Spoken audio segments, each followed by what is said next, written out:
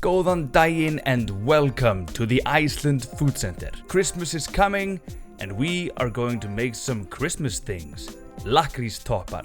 You are going to need 3 eggs, soft brown sugar, chocolate calatettes or chopped chocolate of your choice, and of course the lakrís for the Lakkrístoppar. These are chocolate covered drops of licorice. You can buy these at the Nordic store online. Before we do anything else, it is time for us to do the dishes. I know, boring. But apparently when you make meringue, you have to make sure there is not an iota of fat on anything or any residual grease. Apparently it will make your meringue go sad. Now you can't make a meringue without cracking a few eggs. Separate the yolk carefully from the egg white and make sure you don't crack it. If you are a smarter person than I, then probably you wouldn't do it over the bowl. If you get any of that yolk in there, you're again going to mess up your meringue. Now next up, let's put in some brown sugar, honey. Now you don't have to use soft brown sugar, but if you don't have it in stock, are you even a baker? But in all seriousness, its humidity keeps the meringue chewy and soft like we want it. And yes, you are not mistaken. I am beating that meringue with my hands. If only there was some other, perhaps mechanical way that it would make this job a little bit more easier. If only.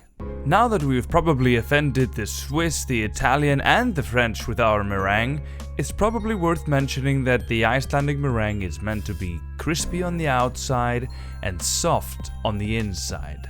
And 20 regret-filled minutes later and making a mess, we now have stiff peaks. And time for a very trepidant test? Yes! Finally! And now it's time to add our fillings. Let's start with the chocolate calatettes. Just add half now, half later. Or of course you can also chop down chocolate of your own choice. Then just gently fold it together, making sure you got chocolate everywhere. Then the second filling, the chocolate coated licorice. Or any other delicious filling you'd like to put in there. Be experimental, have fun. Now that that's all mixed together, it's time to bring out your baking sheet, couple of teaspoons, and make some little blobs.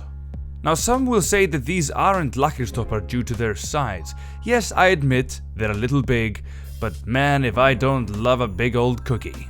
Now they go into a preheated oven for 20 minutes at 150 degrees Celsius or 300 Fahrenheit. And you've got this little treat. If you don't hand whisk your meringue, this recipe will only take you about 30 to 40 minutes to whip up. And that's our Icelandic meringue cookies, or Lakkrístoppar. These delightful little treats are easy to make and are quintessential in every Icelandic household. But now, time for a little taste test. And of course, this recipe does not fail to impress. It is crispy on the outside, chewy on the inside. Look at that soft, fluffy meringue. The only problem with this recipe is that it's really hard to stop eating. We hope you enjoyed this recipe, and as always, verði ykkur að góðu.